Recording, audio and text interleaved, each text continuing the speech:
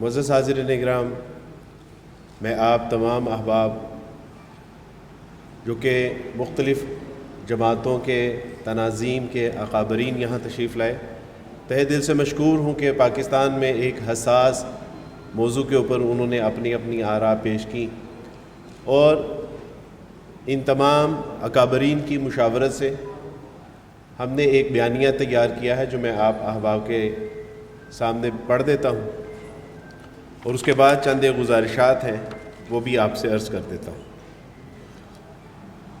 توہین رسالت و مذہب کے قوانین کو عدالتی تشریحات کے ذریعے غیر مؤثر کرنے سے روکنے کے لیے آل پارٹی کانفرنس کا انعقاد کیا گیا۔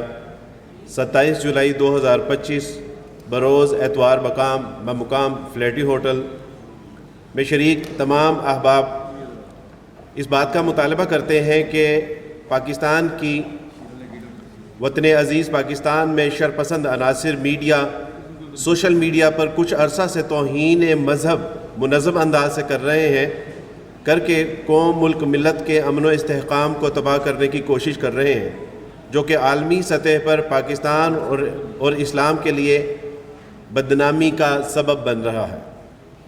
ہم حکومت اور متعلقہ اداروں سے مطالبہ کرتے ہیں کہ ایسے اقدامات کی روک تھام میں فوری اپنا کردار ادا کریں۔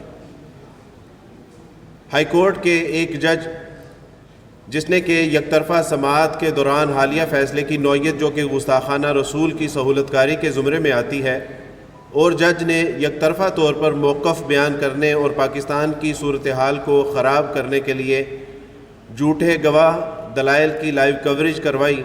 اس کے پیچھے کون سے عناصر اور مقاصد ہیں کہ ان کی تحقیقات ہونا لازمی ہے، جس کے لیے سپریم کورٹ جوڈیشل کونسل میں انکوائری کروائی جائے۔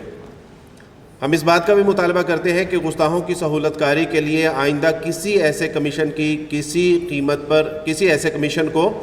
کسی قیمت پر قبول نہیں کیا جائے گا جس سے گستاخوں کے فرار کے لیے چور دروازہ کھلتا ہو۔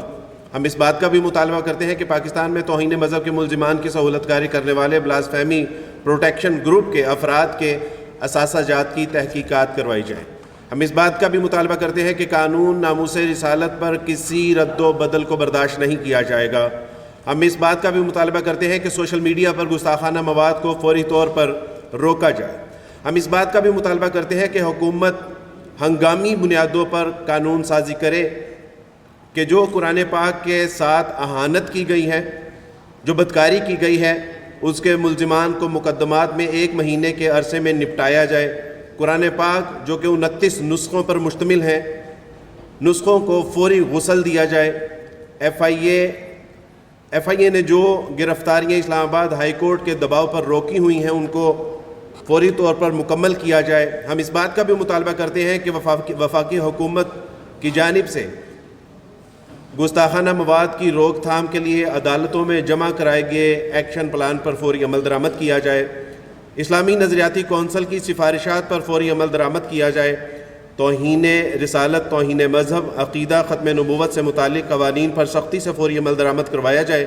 جو کیس زیر التوا ہیں انہیں سپیڈی ٹرائل کے ذریعے نپٹایا جائے۔ اپیل کے تمام مراحل فوری اقدامات کے ذریعے نپٹائے جائیں۔ ایسے حساس نوعیت کے مقدمات میں سست روی شکوک و شبہات کو جنم دیتی ہے اور ماورائے قانون اقدام کرنے والوں کو حوصلہ افزائی و پذیرائی کا سبب بنتی ہے، جو قانون اور عدالتی نظام پر عدم اعتماد کا سبب بن رہی ہے۔ بارک اللہ فیکم۔ یہ وہ ہمارے مطالبات ہیں، وہ گزارشات ہیں حکومت وقت کے ساتھ۔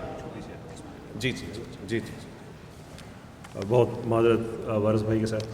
اچھا، یہ چونکہ سوشل میڈیا پہ بہت زیادہ یہ ایک دجل پھیلا ہوا ہے بلاسفی پروٹیکشن گینگ کی طرف سے، تو ایک اناؤنسمنٹ ہے کہ توہین مقدمات کے حالیہ ایشو کے بارے میں سوشل میڈیا پر جو منظم پروپیگنڈا مہم شروع کی گئی ہے، ایسے بہت سے لوگوں کو ان کے دل میں ابہام پیدا ہوئے ہیں، تو اس کے تدارک کے لیے اسلام آباد اور لاہور میں 2 مقامات پر اسپیشلسٹ آفیسز قائم کیے جا رہے ہیں، جن میں وکلاء اور علماء کی ایک ٹیم موجود ہوگی جو ان ایشوز کے بارے میں بھرپور آگاہی رکھتے ہیں۔ آپ کے ذہن میں اگر کوئی بھی ابہام ہے، کوئی سوال ہے، تو آپ مقررہ اوقات میں دفاتر میں جا کر تفصیل کے ساتھ پوچھ سکتے ہیں، اپنے ابہام دور کر سکتے ہیں، اپنے سوالات کے جواب لے سکتے ہیں۔ ان کے جو ایڈریسز ہیں اور ان کے جو اوقات ہیں وہ 2 سے 3 دن میں انشاءاللہ اناؤنس کر دیے جائیں گے۔ بہت شکریہ آپ کا۔ بارک اللہ فیکم. اور آخری بات یہ ہے کہ یہ تھوڑی جذباتی بات ہے, یہاں قانونی بات بھی ہوئی, شرعی بات بھی ہوئی, لیکن ایک جذباتی بات بھی آپ احباب کے گوش گزار کر دینا چاہتا ہوں کہ فرض کیجئے کہ اگر رسول اللہ صلی اللہ علیہ وسلم آج ہم میں موجود ہوتے تو رسول اللہ صلی اللہ علیہ وسلم کی توہین پر مبنی ان کیسوں کو تب بھی ویسے ہی دیکھا جاتا جیسے کہ آج دیکھا جا رہا ہے. بس آپ احباب کے توسط سے حکومت وقت کو یہ گزارش کرنا چاہتا ہوں کہ وہ بالکل تحقیقات کریں. ہمارے پاس سائبر کرائم, ہمارے پاس انٹیلیجنس, ہمارے پاس دیگر پاکستان کی بہترین ایجنسیز موجود ہیں, انکوائری کیجئے. ہمارے پاس مختلف اداروں کی رپورٹس موجود ہیں. اگر ان اداروں کے اوپر آپ کو یقین نہیں ہے تو پھر یا کسی موساد کی ایجنسی سے اس کی انکوائری کروا لیجئے.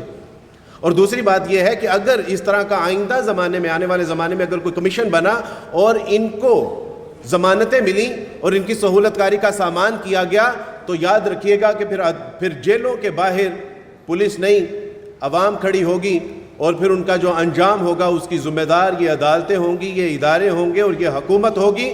اور میرے جیسے جو جذباتی لوگ ہیں, گو کہ انہوں نے دودھ تو ایک عیسائی ماں کی کوکھ سے پیا ہے لیکن کلمہ انہوں نے رسول اللہ صلی اللہ علیہ وسلم کا پڑھا ہے, میرے جیسے لوگ ان کو قطعاً نہیں چھوڑیں گے, یہ یاد رکھیں. اللہ سبحانہ و تعالیٰ سے دعا ہے کہ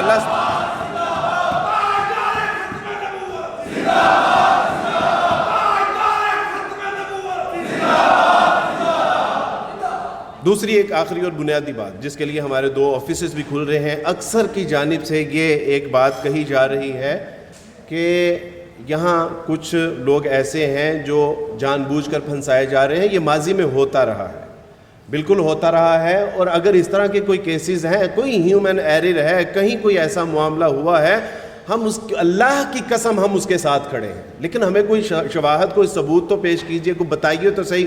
ہوتا یہ ہے کہ یہ بتاتے ہیں کہ جی یہ ایک ون ٹائم شیئرنگ والا معاملہ ہے.